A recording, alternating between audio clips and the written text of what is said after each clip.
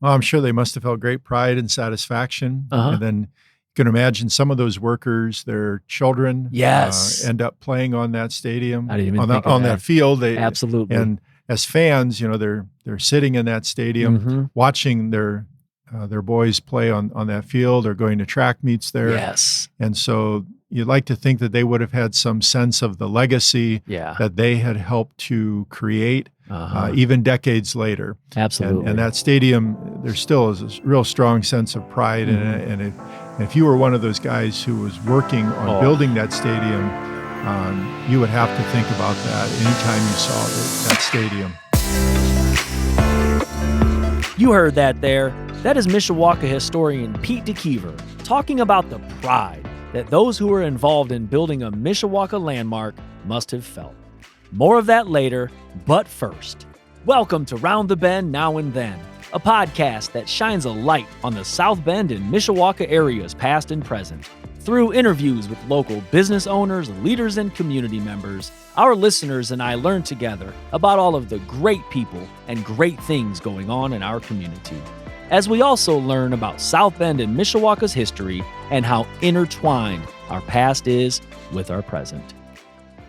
In this episode, our listeners and I learn all about how a mid-1930s Great Depression-era program that was created by President Roosevelt's administration to provide jobs to the unemployed was used to build a local high school football stadium that on Friday nights 80-plus years later still fills an entire residential neighborhood up with sounds of the school band playing, helmets and pads crashing into each other, and rabid Mishawaka Cavemen fans cheering on their Maroon and White. Mishawaka High School's Steele Stadium is a prime historic example of exactly what the Great Depression-era program titled Works Progress Administration, or WPA for short, intended.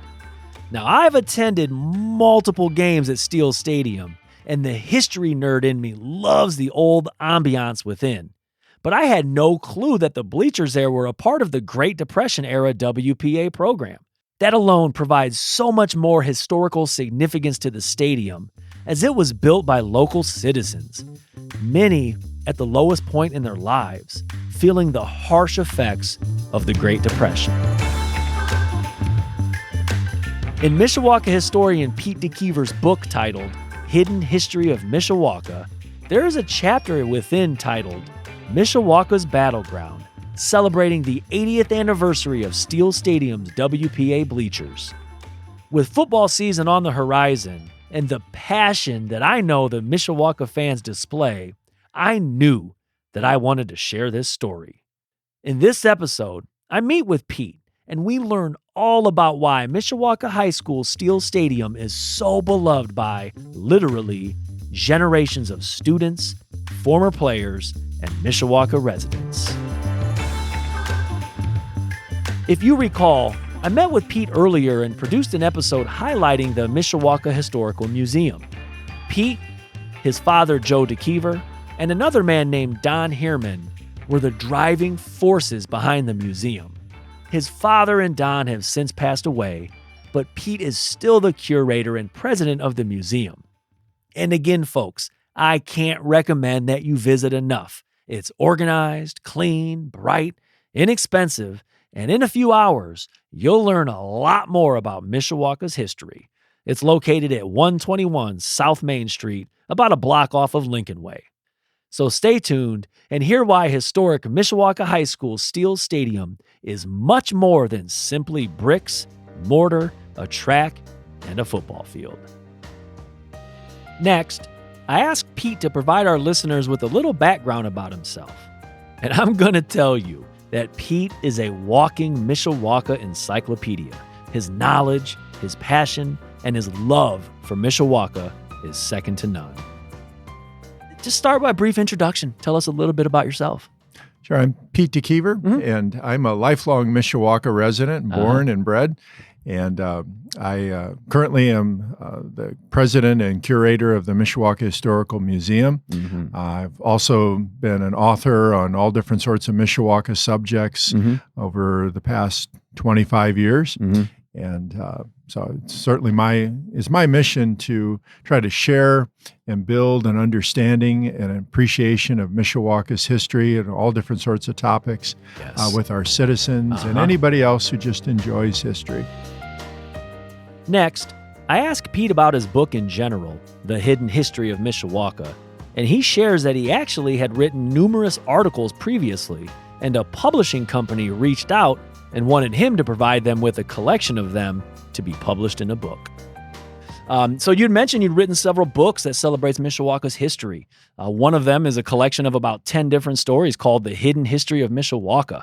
And each chapter provides a different story behind a different moment or place in Mishawaka's history.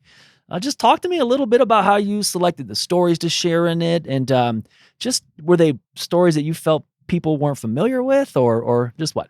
That generally has been the kind of longer essays that I write, rather than just kind of repeating a topic that has been written about many times. I try to find those topics that maybe I don't think people are aware of or people have forgotten about. Maybe once they were prominent, but they sort of faded into the past. And through different means, I find out about these different subjects, things that really compel or interest me about them, and then they eventually become the longer kinds of essays that are in this book. And all of these articles had been published originally in the Mishawaka Enterprise. I see. And actually, the folks at the History Press in South Carolina, they had contacted me back in the spring of 2020, saying that they wanted somebody to do a book on Mishawaka. Really? So I did not reach out to them. They reached out to me. And they had different kinds of titles or types of books that they do. Some of their books have lots of pictures and the captions for them. But the Hidden History series, it's not as focused on photographs. It's more about text. I got you. And so I sent them about 20 different stories that I had written, or at least a summary of those stories, all on the same kind of thing of different essays on Mishawaka history. And then I let them pick the 10 that they were most interested in. Really? And then they told me keep it to around 50,000 words for the entire book. That's generally what they do with this series of Hidden History. To keep it consistent. Right. And so I did some trimming and some editing, but didn't have to compromise really the content, just shorten it up a little bit. And so that is how the essays came to be in the book. It was really the choice of the editor at the History Press, based on the essays that I had sent them. I see. And they're making this decision from not Mishawaka. Like some of them probably never even been there, huh? No, I'm sure they haven't been here. And so they're almost objectively selecting 10 stories that they feel might resonate. Right. Huh. Okay. And then do you submit those pictures with it? Yes. Yeah. I see. They suggested about 50 to 60 pictures for the book. And most of the ones that I sent, we ended up using. They didn't really have any direction in terms of content. It's just more so space. But I was pleased with the choice of photos that they ultimately included in the book. Yeah, the photos give a little visual of what the readers are reading about, and when you read through the book, there, it's also a connection to the Mishawaka Historical Museum. Oh yes, literally, because many of these topics now are represented in the Mishawaka Historical Museum. When the book came out 2 years ago, we were still in the planning stage. Right. But anybody who visits the museum and has read the kinds of articles that I put in the Enterprise or in the books that I published, they can see the three-dimensional representation of these topics that I've written about. Right. Yeah. When I was reading through the book, it just instantly, and it actually helps you comprehend it a little better just from going to the museum, seeing it, reading about it, just seeing those connections. That is definitely true there. After reading this book, head to the museum to see some real-life exhibits that are also mentioned in the book. Next, we start to talk about Mishawaka football and how passionate the Steele Stadium fans are and how aware they are of the history and traditions. But I do want to spend some time talking about Chapter 6, Mishawaka's battleground, celebrating the 80th anniversary of Steele Stadium's WPA bleachers. Now, I'm going to tell you, I attended 3 to 4 games at Steele Stadium this year, and that was the most that I had ever in a year. I'm an Adams guy. Adams played there, and I went there to watch the Adams game, but then my brother and his fiance are involved there too, so I went and sat with them. I'm going to tell you, that place is hype. The fans at Steele, I mean, the fans at Steele Stadium, they take it very seriously. It's a great place to watch a football game, and especially because Mishawaka, is quite good and has been for many years now, like 15 straight winning seasons.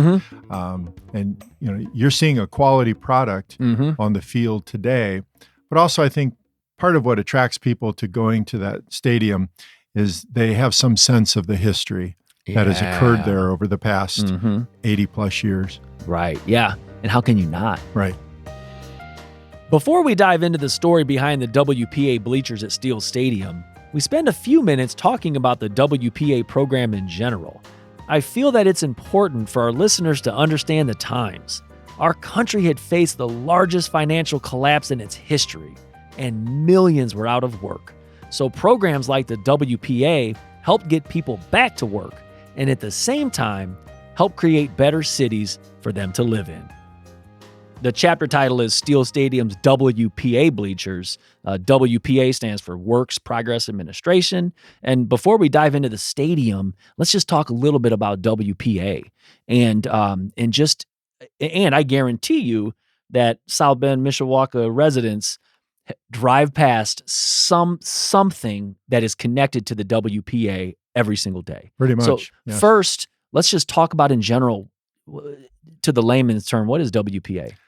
Well, the WPA, Works Progress Administration, was a federal program under the New Deal, second New Deal from Franklin Roosevelt. And it was basically a jobs program that was made available for unemployed workers during the Great Depression. And the federal government funded the labor costs of these projects, which would mean the majority of the costs. Right. And then local entities like, let's say, Mishawaka Parks Department or the school city of Mishawaka, they would be responsible for funding most of the materials. I see. And so the federal government, they wanted to employ people to get money into the economy, to prime the pump, to bring about an economic recovery.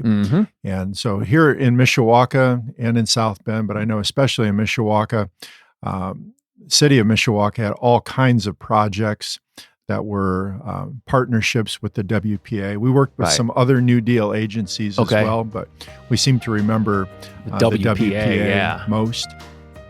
And that's the truth. I bet many of our listeners who live in the area drive or walk past a WPA-era project quite regularly.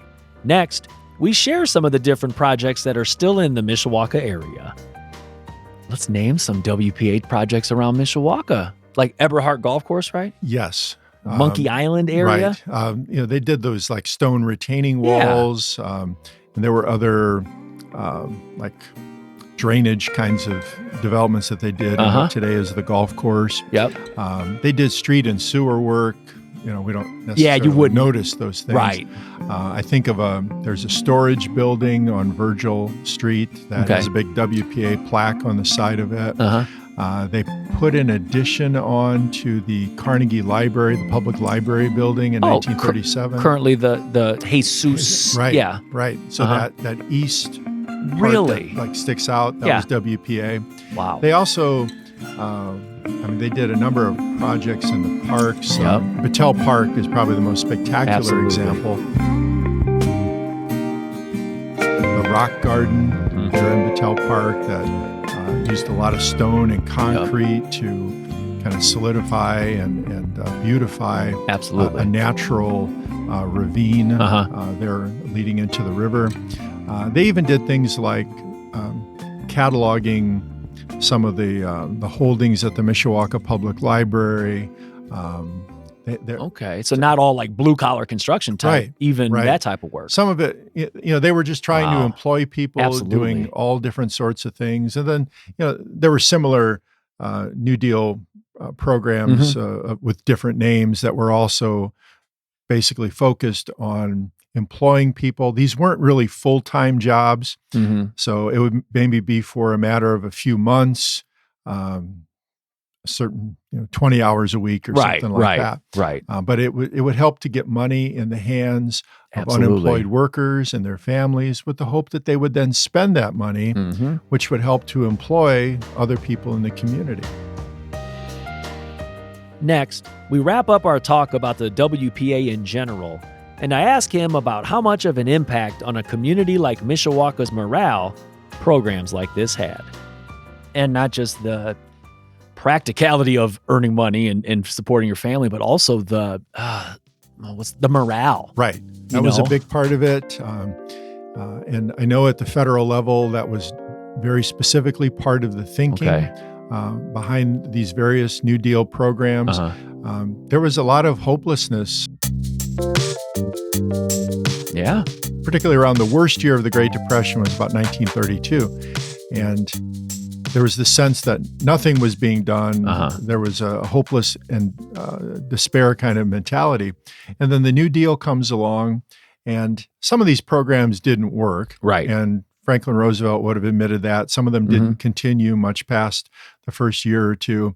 Others, they did work, but they were trying something. Absolutely. They were willing to, the federal government was willing to spend this money, come up with these programs to give people not only something specific and productive to do that would enhance the infrastructure and livability of communities. Especially they like to do parks and athletic kinds of infrastructure, but they also wanted people to feel like things were getting better. Absolutely. That there was a light at the end of the tunnel, even though, really the Depression was still, it was pretty bad through about 1937. So the New Deal alone, historians will argue, but the New Deal alone certainly did not pull us out of the Great Depression. The ultimate New Deal program was World War II. That's what I was going to say. Yep. But things did get better. And then there were some ups and downs. It was kind of a downturn in the economy around 1937. Okay. But the New Deal was helpful by and large, and certainly the WPA, maybe its greatest benefit was the legacy of all of these different projects, brick and mortar, stone and mortar projects that, if they have been maintained, they are probably still around and will be here probably another 100 years or more. That's the truth there. The WPA's greatest legacies are still around in our parks. Next, we talk about the sheer number of people in Mishawaka alone that were tapped to work jobs as a part of the WPA program. And as you'll hear, in many cases, the WPA changed people's trajectories and taught them skills that they used throughout their careers. I found a 1935 article about Mishawaka's WPA. That article, it was neat to read because the title was 30 Public Works Jobs to Put 1,200 to Work. And it listed some of the projects that you just talked about before it was even done. It listed the Battelle Rock Garden, and it did list the Steele Stadium project eventually. But it was cool to read about these projects before they even happened. Things that are still with us. 1,200 Mishawakans. I mean, that's... Well, think about how many people must have been unemployed. Nationally, it was about 25% unemployment at the worst of the Great Depression. And maybe in a place like Mishawaka with all those industrial jobs, I don't know if it was higher than that, but I don't think it would have been much lower. And so, there are lots of people who needed jobs who would have been very happy to get even part-time work for a few months doing manual labor. And in some cases, they were using skills they already had, but using them because they didn't have a job anymore in which to use those skills, or they were learning skills on these WPA projects and then perhaps applying those in the private sector Right. when they did get a job. So it was almost like a like a schooling almost for Job a lot training. of the guys. Yeah, job training. Job training. Again, I felt it was necessary to provide a solid background of the times during the Great Depression, with millions out of work across the country, so our listeners get a sense that the building of Mishawaka High School's football bleachers by Mishawaka citizens was more than just a normal construction project. Next, we dive into the actual project, starting with the state of the football program in the 1920s and 30s. And, as you can guess, they were already a juggernaut, sparking them to improve the football stadium. As you'll hear, the first 10 years or so, they played at the current site of Steele Stadium. They just had some old wooden bleachers and not the grand cement ones that we're used to. And you'll also find out there were no Friday night lights until 1937. Little background, they moved to the new Mishawaka High School in 1924, and they started playing football in 1926, and under head coach Frank Steele, they were a juggernaut. Yes, they were. And about 10 years into their domination of the area, the school administration wanted to improve the football area. And what's one thing they decided to do? Well, in 1937, they put in lights. Okay. And so that's part of the evolution. That's right. They played on Saturdays. That's right. Right. There were no Friday night lights. Yeah. Until 1937, it was Saturday afternoon daylight. But yeah, the Mishawaka has been playing on that field since 1926. Okay. And so there was a period of time in the 1924. They're at that building. They're using that building in the fall of 1924, but they are not yet playing their games there. It's important for people to understand that, yes, we've been in that building since 1924, but football does not start on that site until 2 years later. And so from 1926 through, I guess, right before 1937, they are playing football games on Saturday afternoon, like other schools are. Right. Because it's right around 1937 that lights for athletic fields become popular nationwide. We see it in Major League Baseball around that time period.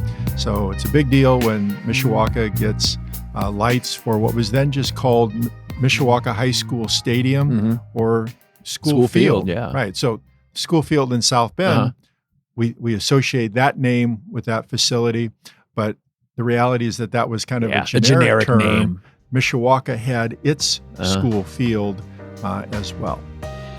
So Coach Frank Steele had his boys playing tough in the 20s and 30s, leading to improvements like lighting. But school and city leaders wanted more for their popular football team. So they applied for a WPA construction project that would not only build the best and largest high school football stadium in the area, but would also help out by putting many Mishawaka families to work, and actually many Mishawaka graduates themselves. And then soon after that, they decided to request the WPA project, to build cement, concrete, permanent bleachers. Right. What really is the largest WPA project in the city of Mishawaka. And ultimately, it's approved by the federal government. They go through some negotiating and revision in terms of their initial plans, who's paying what. To some extent, yes, the initial plans. Initially, they had talked about having some classroom space in the concrete bleachers. And so, for those of you who couldn't see, we had the quotes and the air quotes for the classrooms. Because what they found out was that for a facility that was primarily athletic, the school corporation was not allowed to issue bonds for that. And so once the lawyers for the bond issuing company said, you really can't do this, they had to kind of go back and figure things out. And so they did slightly revise the project, and then they were able to move some accounts around. They got creative. They found a way. And because it's football. Yeah. It's Mishawaka High School football. course. And Even in the 30s. Hype.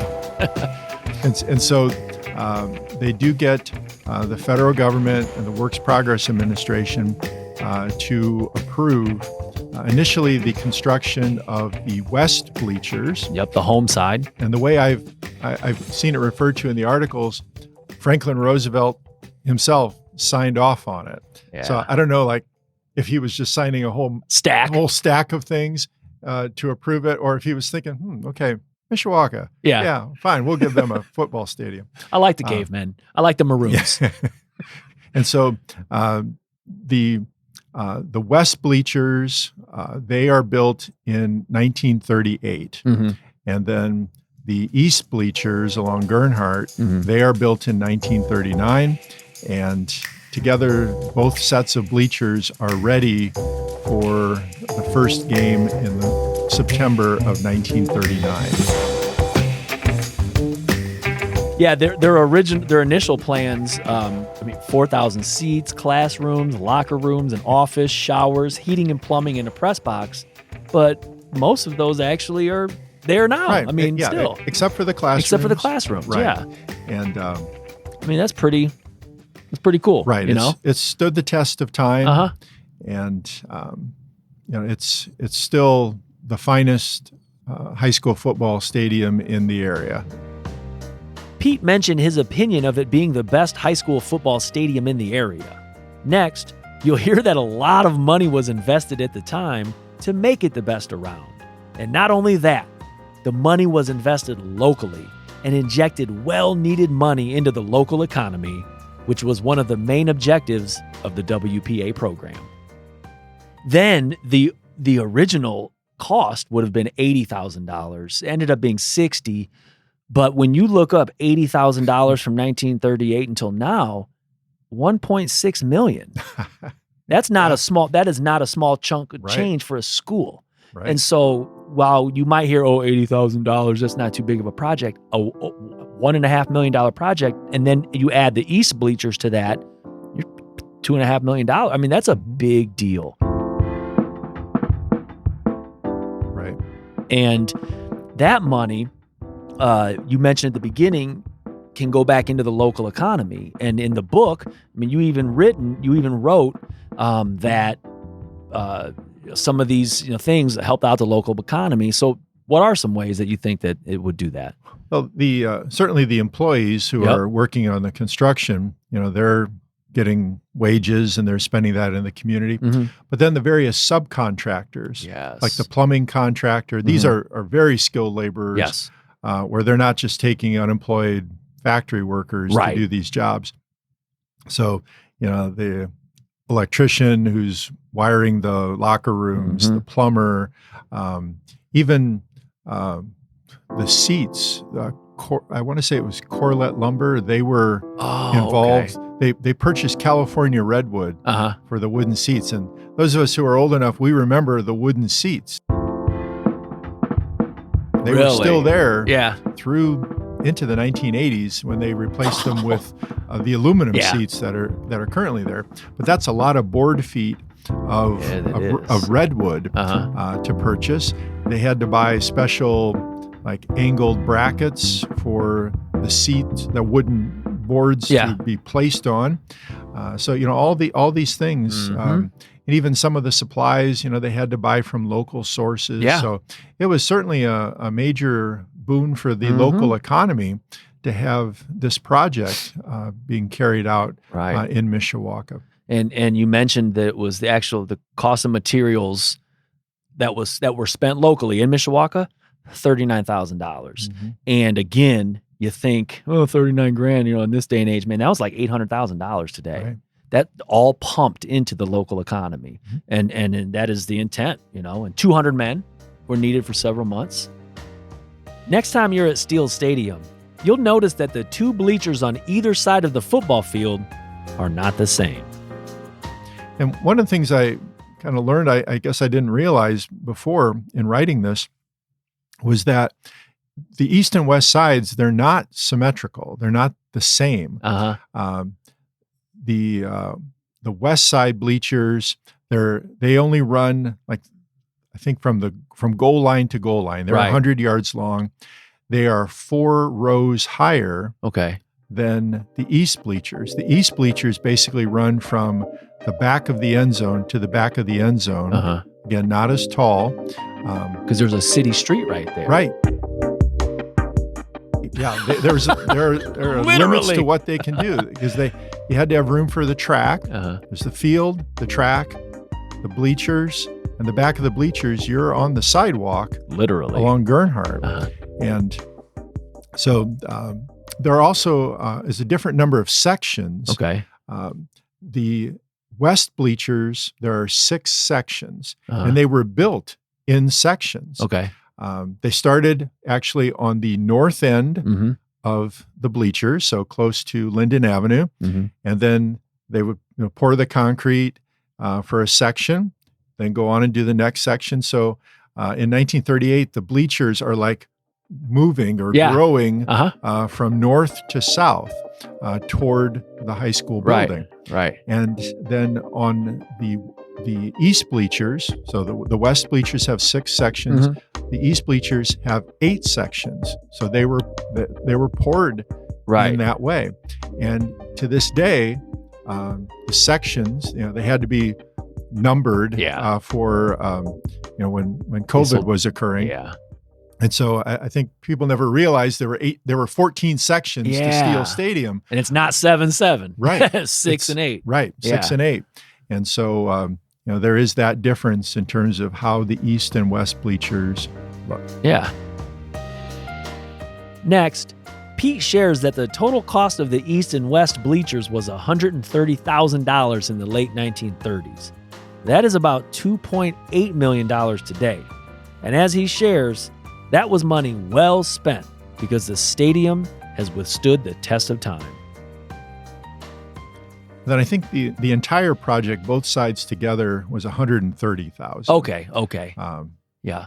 That's $130,000 now. I mean, that's a lot of money. Right. Especially $130,000 during the Great Depression. Sure. I mean, that's amazing. That's a ton of money. Mm-hmm.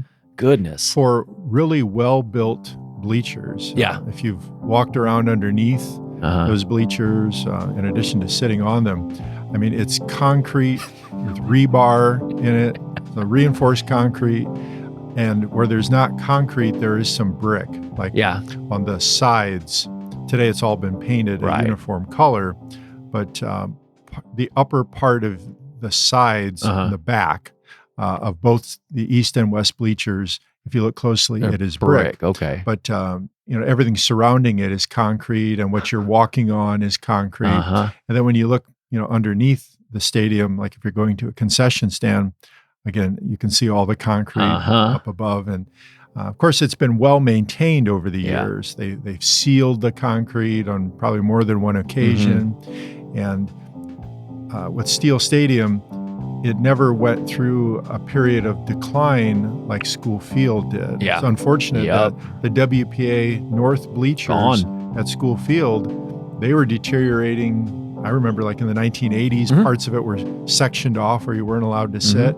And that facility was allowed to go. Just to go. And it's been replaced with just regular old open bleachers. Yeah. And, there was a great facility that was partly lost. And with Mishawaka, we were fortunate that neither east or west sides was ever allowed to deteriorate. Right, yeah.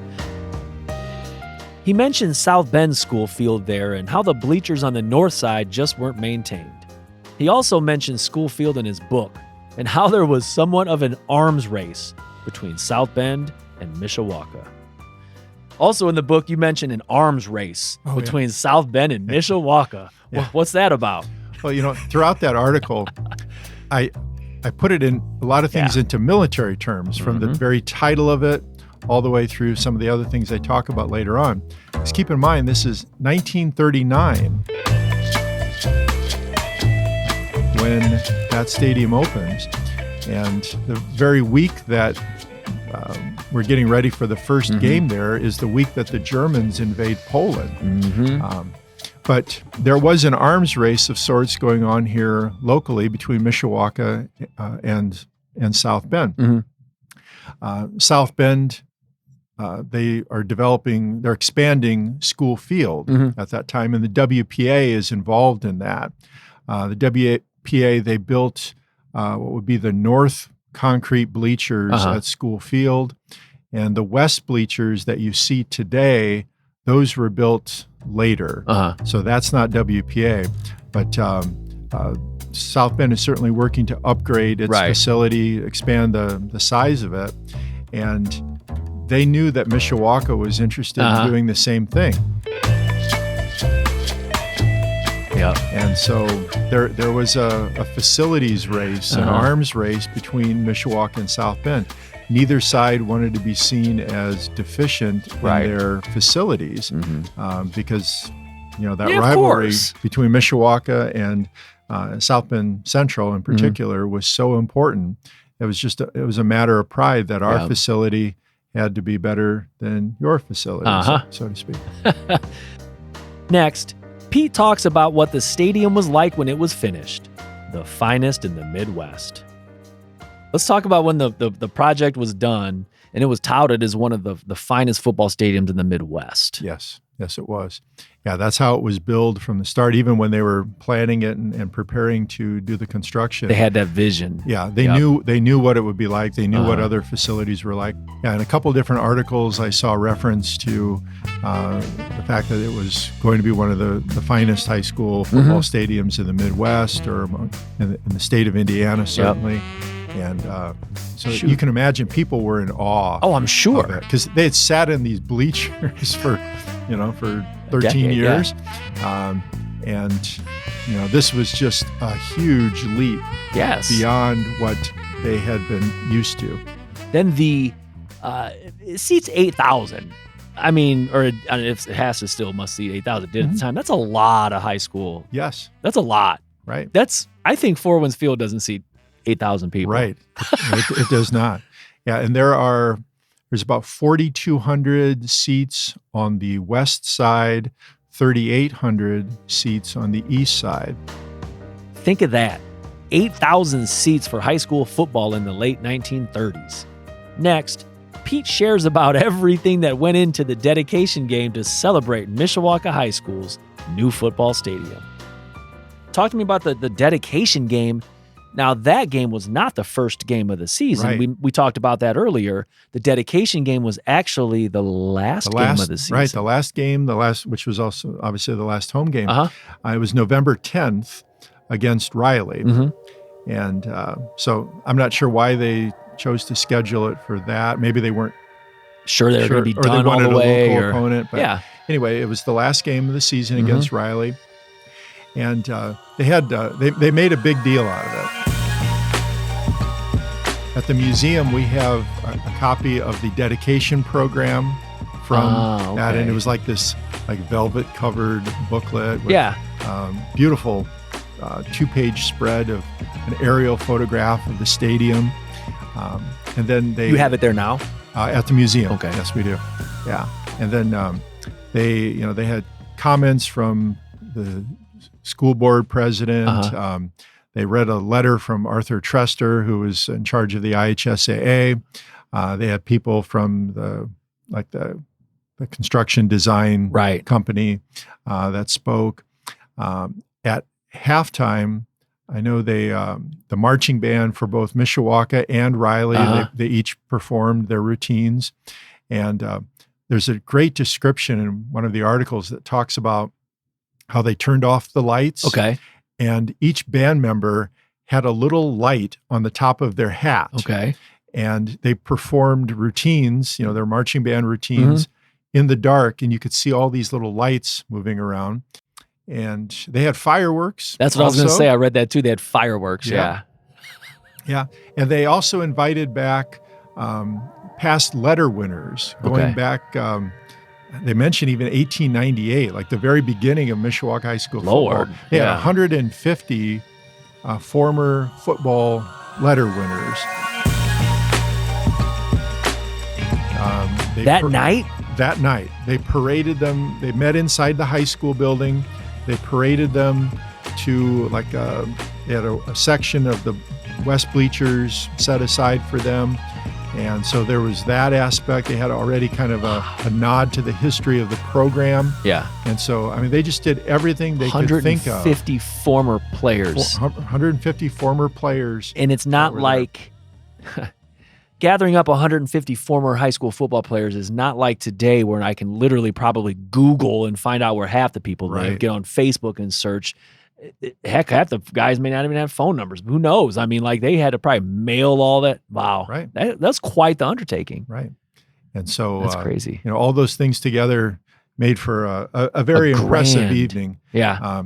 And, you know, I would think anybody who was there that night would always remember that they were there to see the dedication of that stadium. The team itself, they had their moments that season. They finished 4-5-1. It was not one of the great Mishawaka football teams, but the real star of that season was the stadium. Well, as you can guess, young men coming out of high school at that time were faced with something that most of us have no clue about: war, specifically World War II. In Pete's chapter, he talks in detail about the connections between that football team and the war.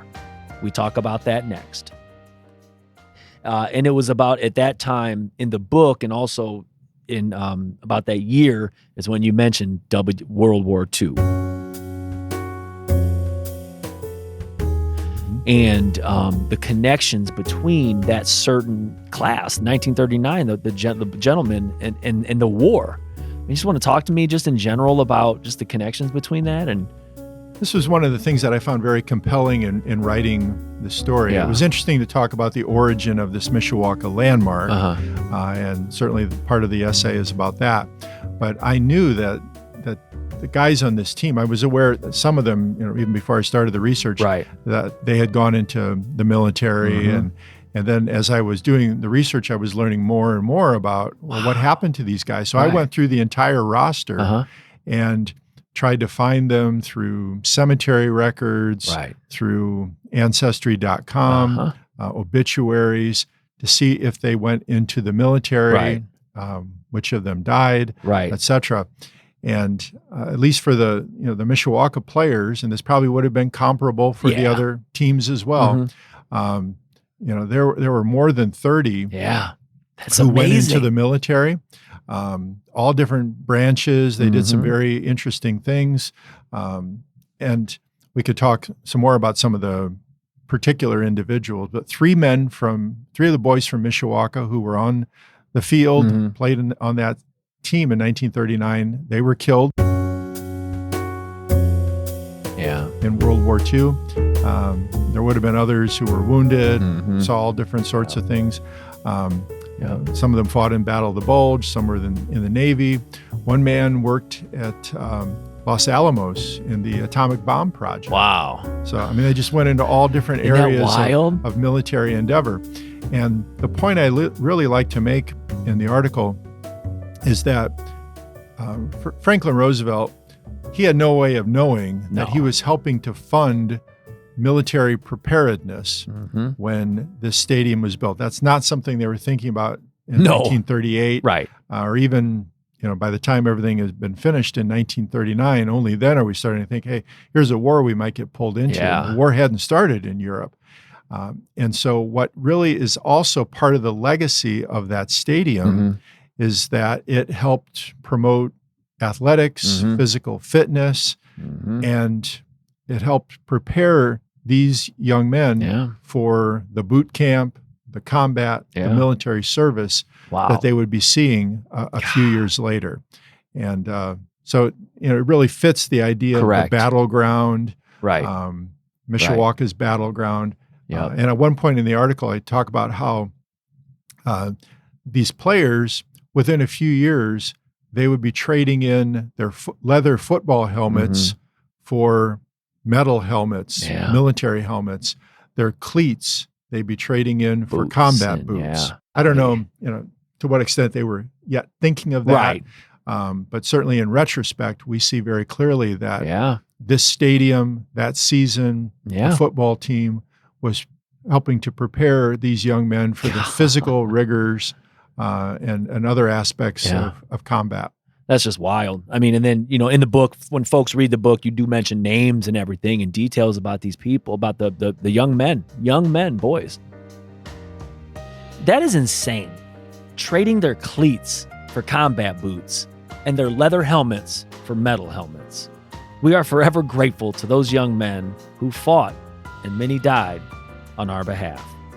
Next, Pete wanted to point out that Steele Stadium has housed more successful football teams than just the Mishawaka Cavemen.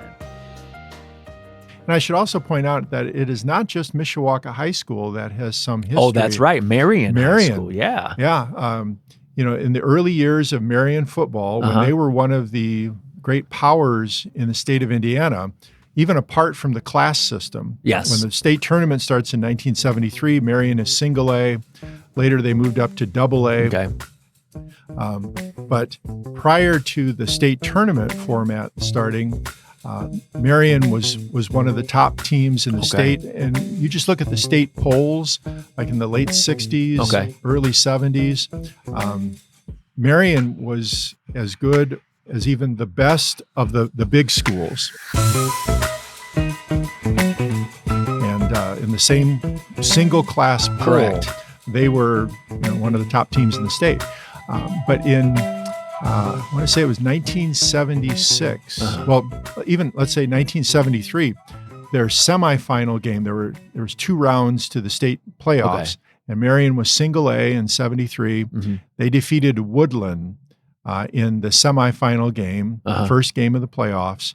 That got them into the state championship game against Clarksville Providence.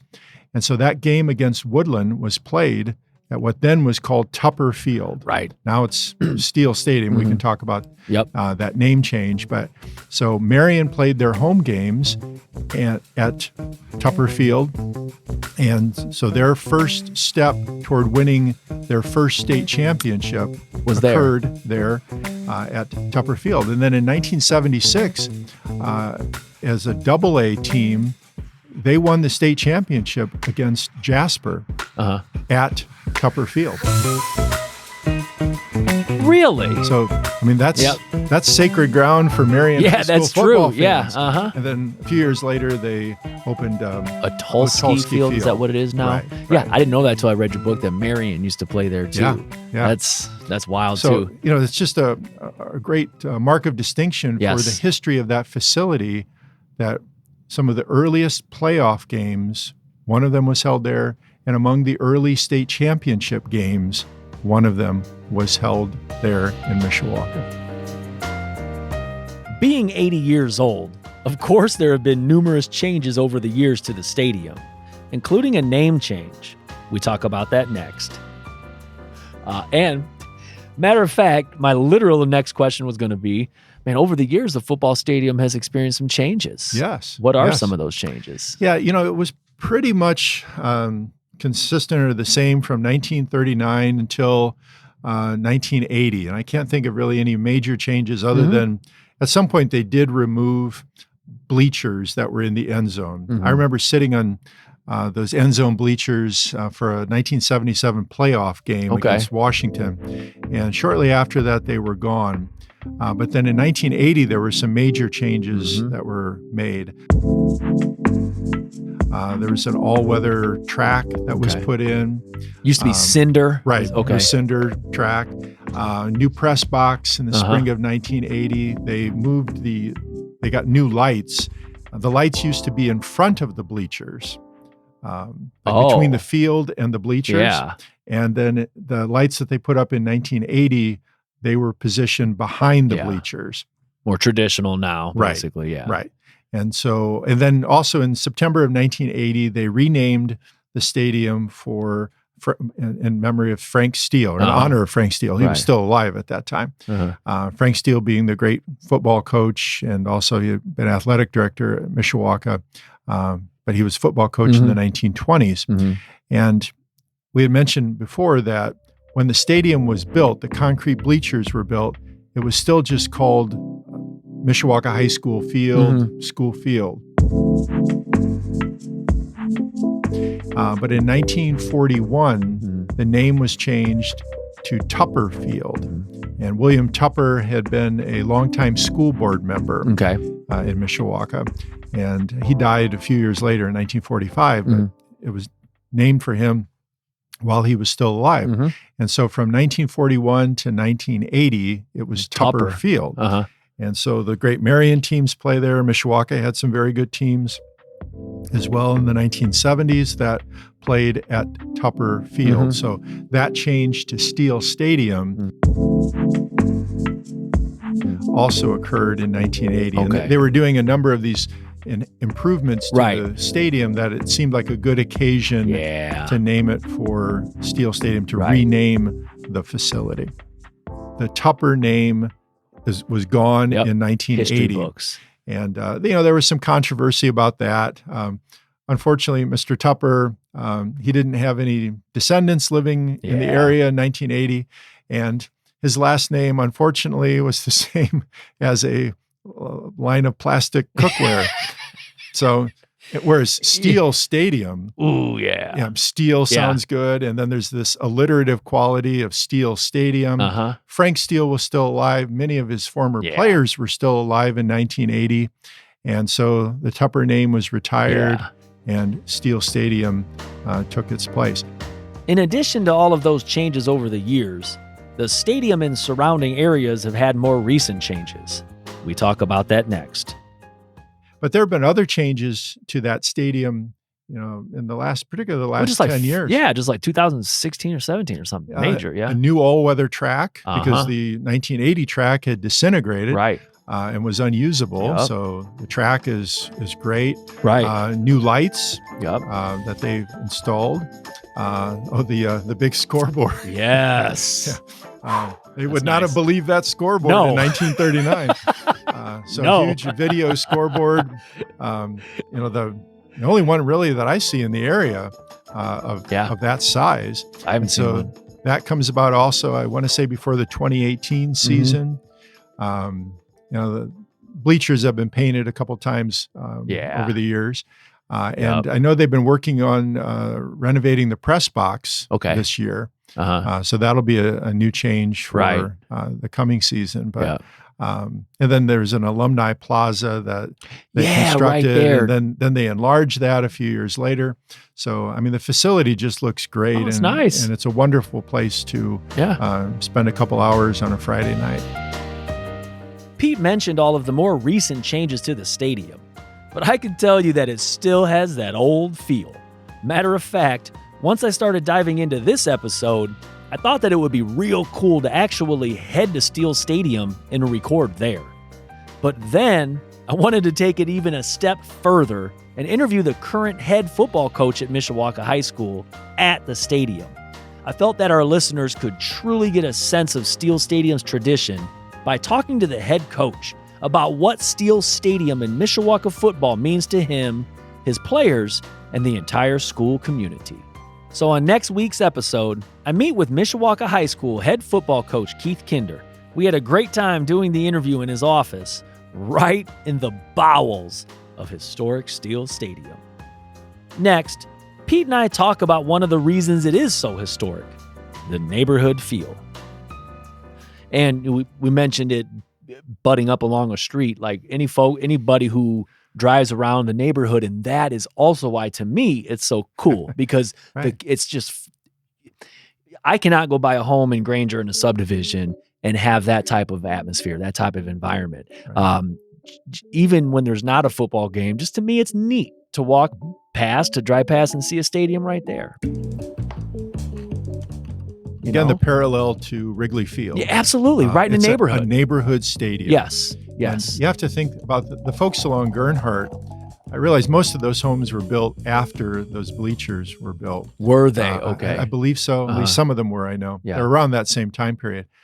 Your view looking out from directly across from the bleachers, your view is this white brick wall. And that's the way it's going to be forever. Well, people are choosing to live there, so they can't complain. Yeah, now it's a choice. Yeah, it's like moving across from a high school and then complaining that there's kids there. Right. Yeah. Right. It is. living here so close to school field, we can hear the games on Friday isn't that nights. great? It's so cool. I love it. Yeah. And same as over there.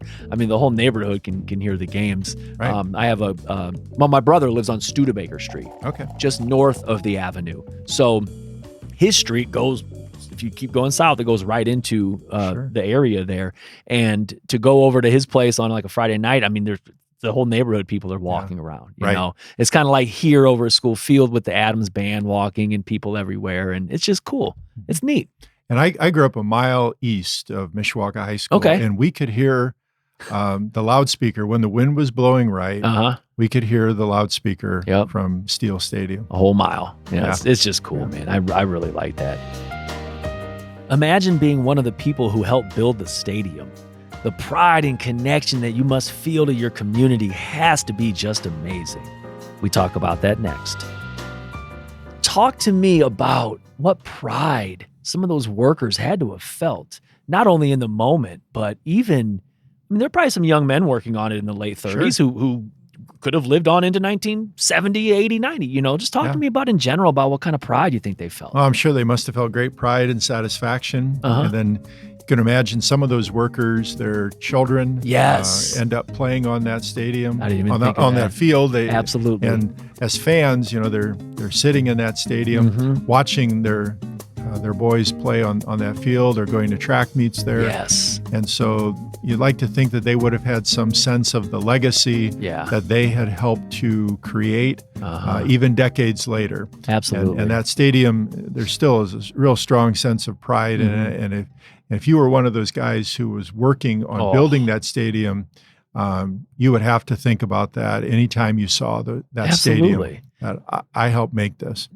Agreed. And Mishawaka is a one high school town. And so when the community comes out for their high school, man, they come out for their high school and it's supportive. It's not like they're from a city that has 15 high schools and, hey, I built this one little stadium here. I mean, it is it. And you had mentioned in the book too, anybody who has any relationship to Mishawaka High School, you guarantee you they have had some sort of experience in that stadium. And think also about all of the visiting fans. True. They too have been connected to it.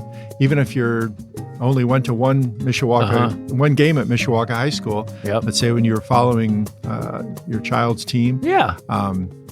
People have come into that stadium from all sorts of opponents here in Indiana, but I know we've had some Illinois teams that have come and played us in that facility.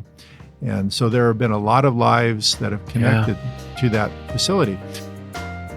I read a quote from Pete's book next that just sums everything up. At the end of the chapter, you wrote, and the whole time when I'm reading the chapter, I'm thinking this, like your quote at the end, it really kind of sums it all up. And so I'm just going to read the quote, and then if you just give me your comments on it. Considering the cost, use, and longevity of these stands, few structures in the city's history can compare with such a return on taxpayer investment. Sums it up. Yeah, and I think a lot of people, when you reflect on the long history of those stands, whatever money was spent on them, the fact that they are still there in good shape, serving the same purpose that they were made for in 1939, that's a very impressive statement about the quality of the work that they did. And also, if you think about it, the vision of the school board leadership and the school corporation leadership, they didn't go for some halfway little stadium. I mean, they went after it. They went big. And what they decided as adequate in 1939 was done in such a way that they were mindful of the future. What are we going to need for the next 20 or 30 or more years? And the same was true with when they built Mishawaka High School. They had outgrown one building and built a new one in 1910. They outgrew that by 1924, had to build an entirely new building. And maybe they learned from that experience. Good point. Let's build facilities that are going to be used for generations. And that's a good way of thinking about any kind of public building today, whether it's a school facility or some other kind of public building for a city government. Let's just not do something that will get us by for 10 or 20 years, but let's build something that maybe 50 years or more will still be around, still be usable, still be cost effective, because anything you build is going to require maintenance, but something that can continue to be a benefit and not a drain on the community. Thank you for listening to another episode of Round the Bend Now and Then. A special thank you to Pete DeKeever for sharing your knowledge about Mishawaka's history and specifically Steele Stadium's history. Again, folks, check out the Mishawaka Historical Museum, and while you're at it, also check out his book, The Hidden History of Mishawaka. I have the websites in the show notes. Folks, do me a favor. Leave a review on whatever podcast app that you listen to us on. Also, follow us on all of the socials. Twitter, Round the Bend Pod. Facebook, Round the Bend Now and Then. If you want to reach out and email, roundthebend574@gmail.com. As always, join us again next time as we learn more about South Bend and Mishawaka's now and then.